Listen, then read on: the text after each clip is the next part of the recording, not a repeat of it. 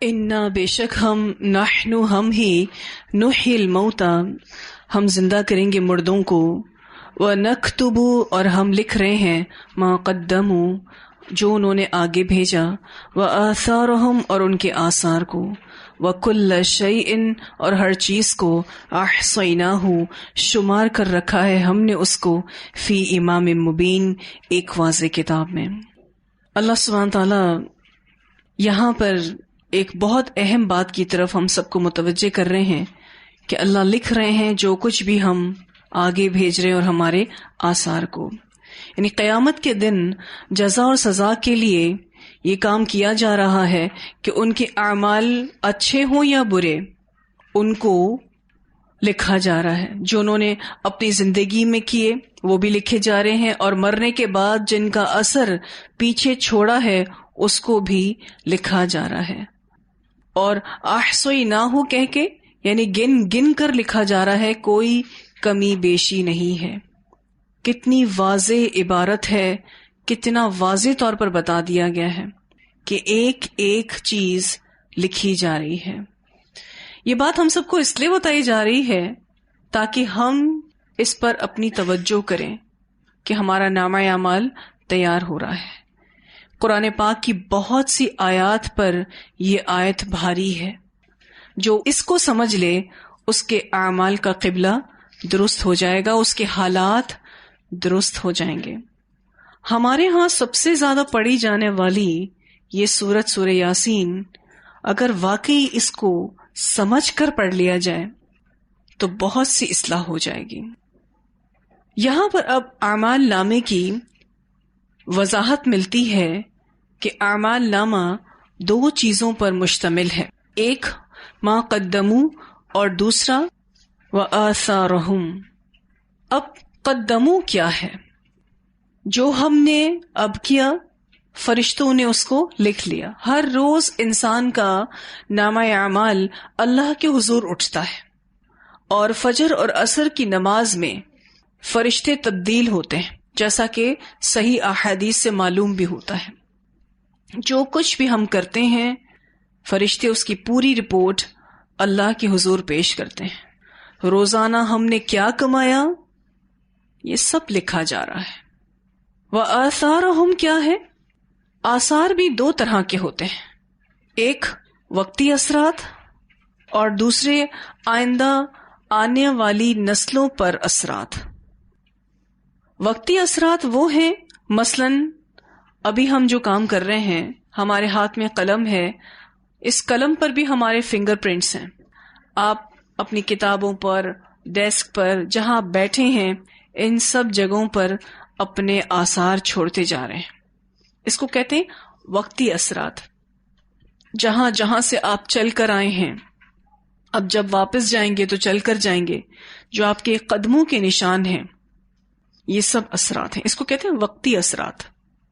ان اثرات کو سمجھنے کے لیے ایک چھوٹی سی مثال اگر دیکھیں کہ فضا میں اڑتا ہوا جو جہاز ہوتا ہے وہ اپنے پیچھے دھواں چھوڑتا ہے، دیکھا آپ نے کبھی اس کو؟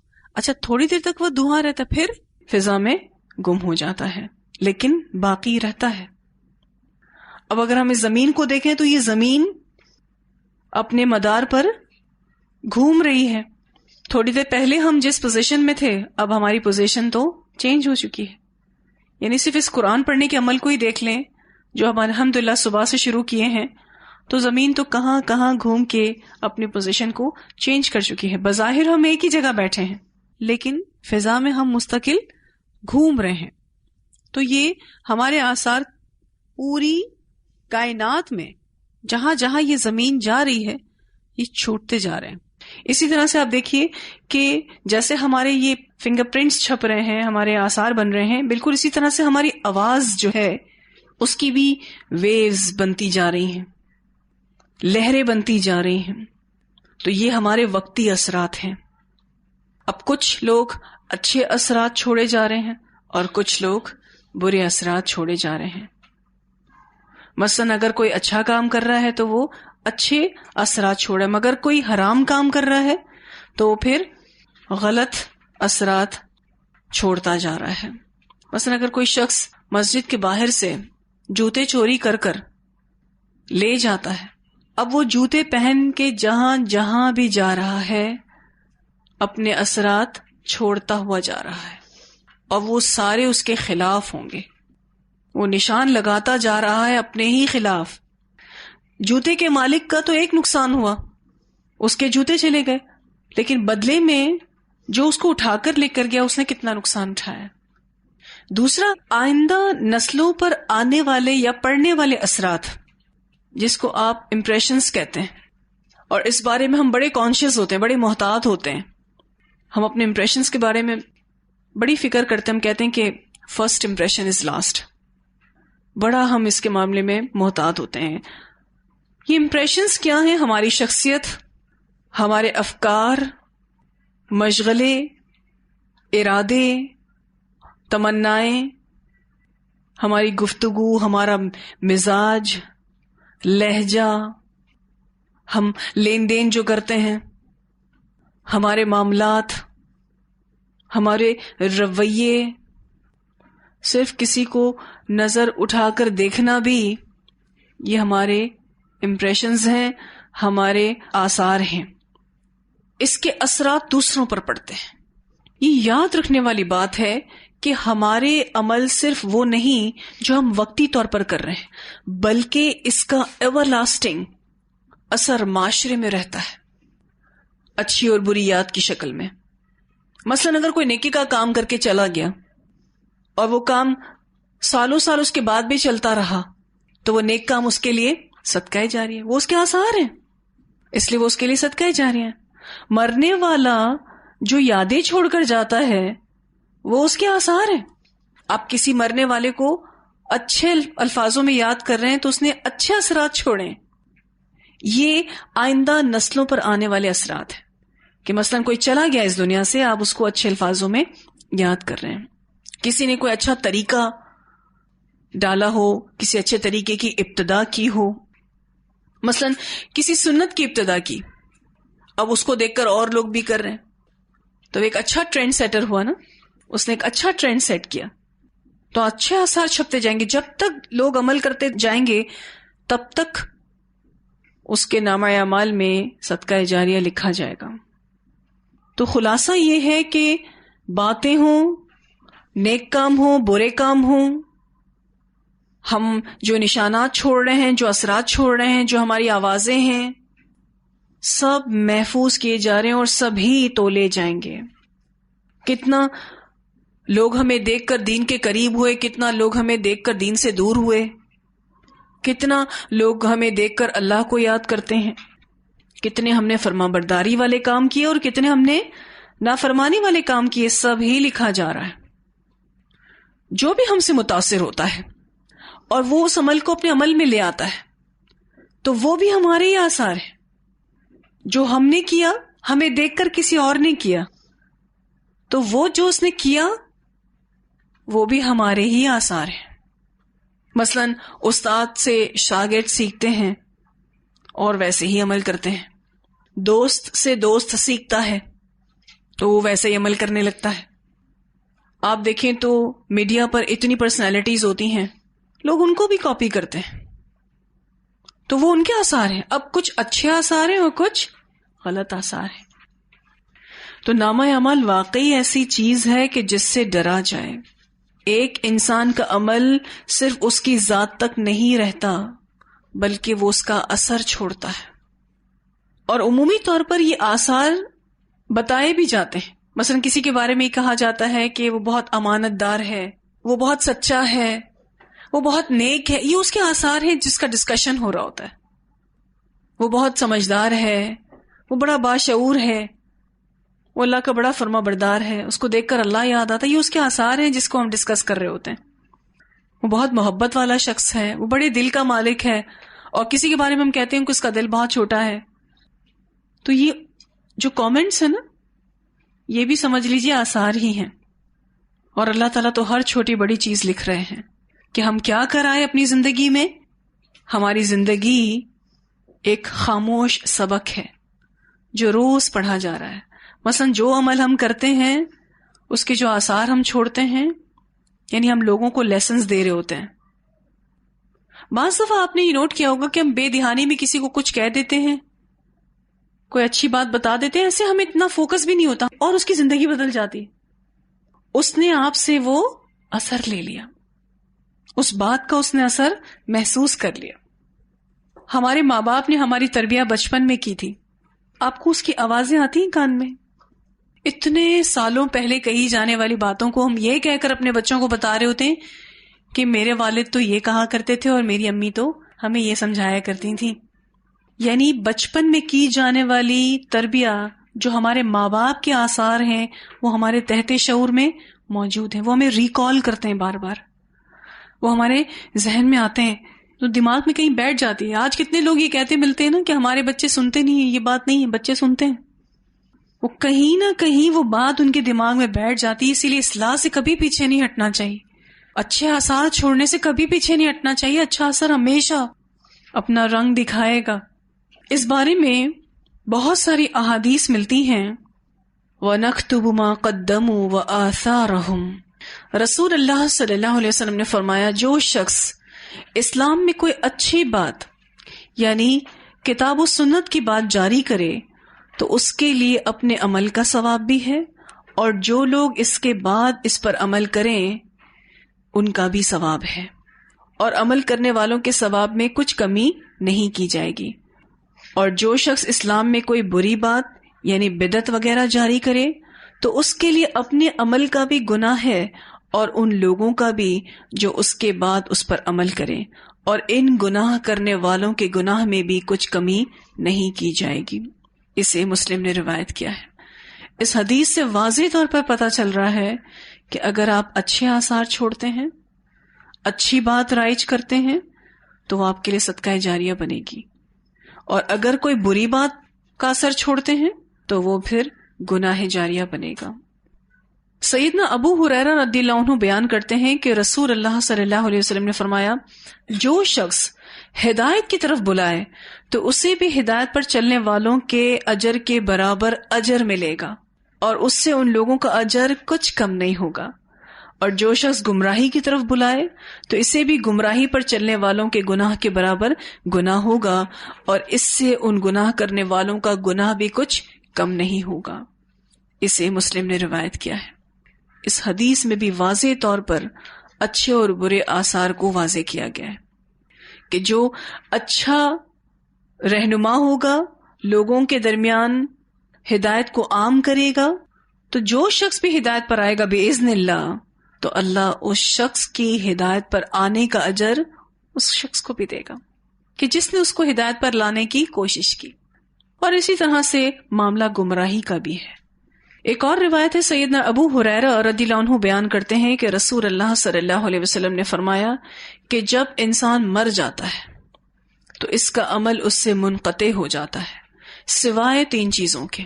3 چیزوں سے عمل اپ گریڈ ہوتا رہتا ہے. ایک صدقہ جاریہ، دوسرا وہ علم جس سے لوگ فائدہ اٹھائیں، اور تیسرا نیک اولاد جو اس کے لیے دعا کرے. ہمیں ان تینوں چیزوں کی کوشش کرنی ہے. اس حدیث کو مسلم نے روایت کیا ہے. ایک تو صدقہ جاریہ کے کاموں کی طرف فوکس کریں کہ جب ہم مر جائیں تو ہمارے بعد اس کا ثواب ہمیں ملتا رہے، کیونکہ مرنے کے بعد کوئی عمل نہیں کر سکتا.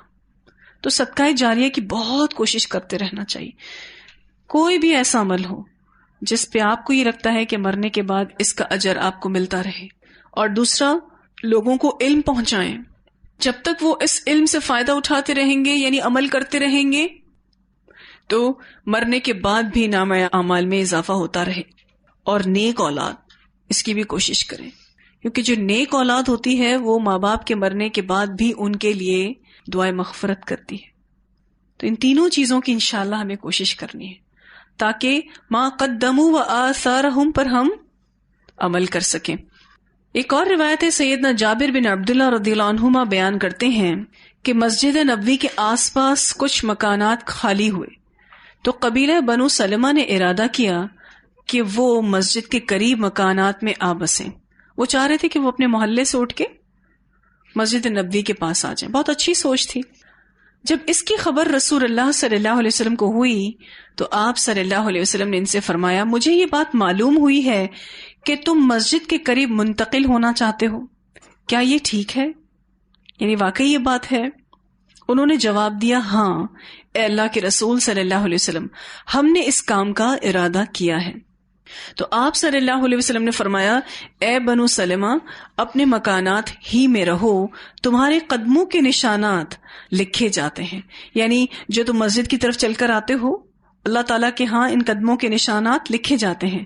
اپنے مکانات ہی میں رہو، تمہارے قدموں کے نشان لکھے جاتے ہیں۔ اسے مسلم نے روایت کیا ہے۔ یہ جو قدموں کے نشانات اللہ تعالیٰ لکھتے جا رہے تھے، تو آپ صلی اللہ علیہ وسلم کو ایسا لگ رہا تھا کہ ان کے نامہ اعمال میں اس سے اضافہ ہو رہا ہے، نیکیوں میں اضافہ ہو رہا ہے، جتنے قدم اٹھتے جا رہے ہیں۔ اسی طرح سے سیدنا عبداللہ بن عمر رضی اللہ عنہما بیان کرتے ہیں کہ مدینہ میں ایک شخص فوت ہوا، اس کی جائے پیدائش بھی مدینہ ہی تھی۔ نبی اکرم صلی اللہ علیہ وسلم نے اس کا جنازہ پڑھایا اور فرمایا، کاش یہ اپنی جائے پیدائش کے علاوہ کسی اور جگہ فوت ہوتا۔ ایک آدمی نے عرض کی، کیوں اے اللہ کے رسول صلی اللہ علیہ وسلم؟ رسول اللہ صلی اللہ علیہ وسلم نے فرمایا، آدمی جب اپنی جائے پیدائش کے علاوہ کسی اور جگہ فوت ہوتا ہے تو اسے جائے پیدائش سے لے کر مقام وفات تک پیمائش کر کے جنت میں دی جاتی، اتنی جگہ جنت میں دی جاتی۔ جیسے عمومی طور پر آپ دیکھتے ہیں کہ کوئی اپنے شہر سے باہر گیا اور وہاں فوت ہو گیا، تو اس کا اپنے شہر سے اس شہر تک جتنی بھی پیمائش ہے اتنی جگہ اس کو جنت میں ملے گی۔ اس حدیث کو مسند احمد نے روایت کیا ہے۔ تو آپ دیکھیں کس طریقے سے اللہ تعالیٰ جو عمل کر رہا ہے اس کو اور جو اس کے آثار ہیں اس کو محفوظ کرتا ہے۔ اب کرنا کیا ہے اور اس آیتوں سے ہم کیا سیکھتے ہیں؟ دیکھیں، اصل کام تو اللہ کی عبادت کرنی ہے جس مقصد کے تحت ہم بھیجے گئے ہیں، اور نواہی سے بچانا ہے خود کو۔ جو غلط کام ہیں جن کے لیے اللہ تعالیٰ نے منع کیا ہے اس سے اپنے آپ کو بچانا ہے۔ ساتھ ساتھ ایسے اعمال سے ضرور بچنا ہے جو نیکیوں کو دھوتے ہیں، مثلا ریاکاری ہے، منافقت ہے۔ مثال دے رہی ہوں آپ کو کہ یہ کچھ ایسے اعمال ہوتے ہیں جو ہماری نیکیوں کو دھوتے رہتے ہیں۔ یعنی اچھے جو آثار ہم نے ڈال دیے ہیں، اچھے عمل جو اللہ کے حضور لکھوا لیے وہ اس کو دھونا شروع کر دیتے۔ تو ایسے اعمال سے بھی بچنا ہے جو ہمارے اچھے آثار کو نقصان پہنچائے، مثلا دوسروں کی عیب جوئی کرنا۔ یہ بالکل اسی طرح سے ہے کہ جیسے ہماری کوئی کسی کے سامنے فلم یا مووی چلا دے تو کسی کو بھی اچھا نہیں لگتا۔ عیب جوئی کرنا بالکل ایسا ہی ہے۔ ہم کس قدر کوتاہیوں سے بھرے ہوئے ہیں، ہم کس قدر غلطیاں کر جاتے ہیں، ہمیں اس پر فوکس رہنا ہے، دوسروں کی عیب جوئی نہیں کرنی، کیونکہ یہ ایسے اعمال ہیں جو اگر نامہ اعمال میں اچھے عمل اور آثار ہوں تو وہ اس کو دھونے لگتے ہیں۔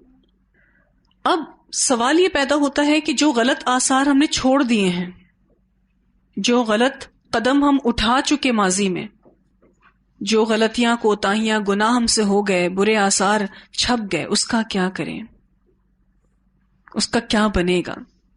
تو اس کے لیے پہلی چیز توبہ کرنی ہوگی۔ توبہ پچھلے برے اثرات کو مٹا دیتی ہے، تو بہت زیادہ توبہ استغفار کرنا، کیونکہ توبہ سے برے اثرات مٹ جاتے ہیں۔ دوسرا، نیک کام کرنے، کیونکہ نیک کاموں سے بھی برے کاموں کو مٹا دیا جاتا ہے۔ یوں کہہ لیجئے کہ نیک کاموں سے برے کاموں کے آثار مٹ جاتے ہیں۔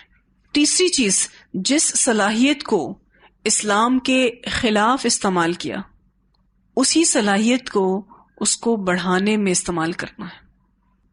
تو کثرت سے توبہ استغفار، نیک کاموں میں کثرت، اور اپنی بھرپور صلاحیتوں کو اسلام کے لیے لگانا، یہ ماضی میں ہونے والے غلط آثار کو مٹا دے گا۔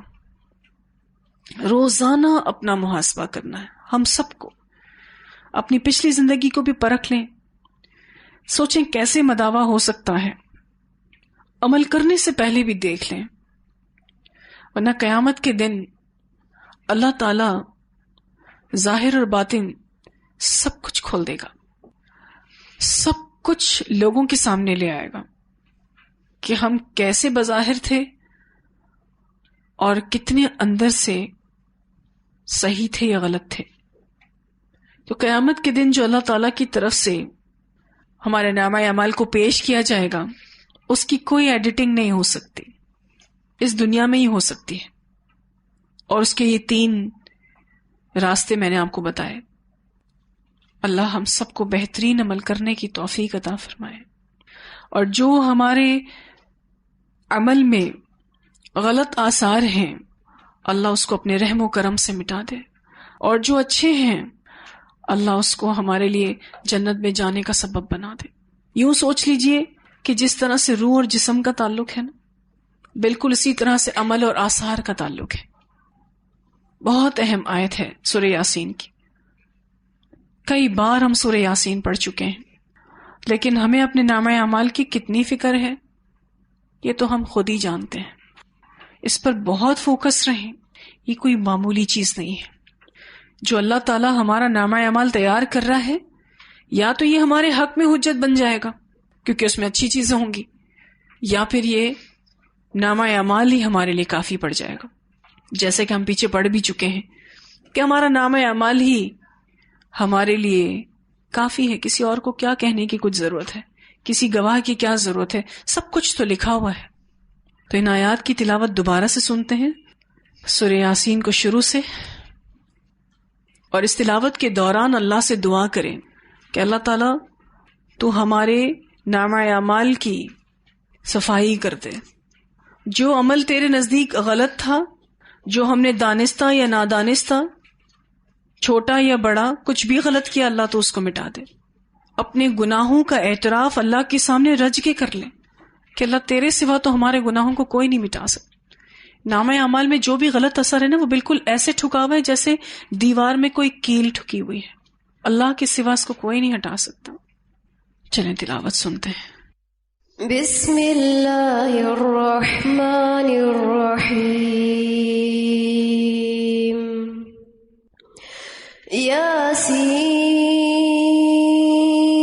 یاسین والقرآن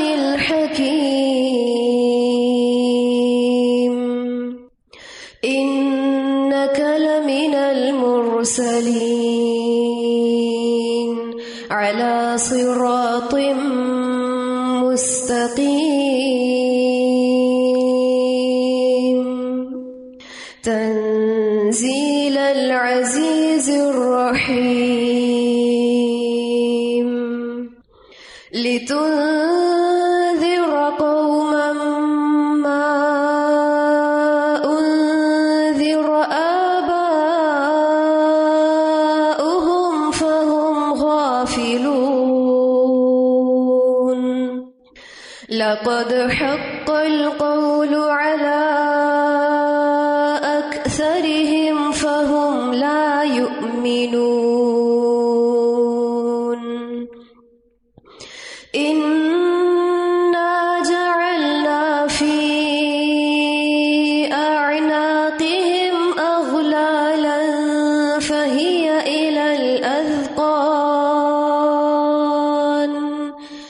فهي إلى الأذقان فهم مقمحون وجعلنا من بين أيديهم سدا ومن خلفهم سدا فأغشيناهم فهم لا يبصرون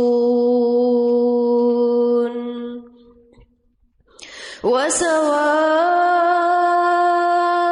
عليهم أأنذرتهم أم لم تنذرهم لا يؤمنون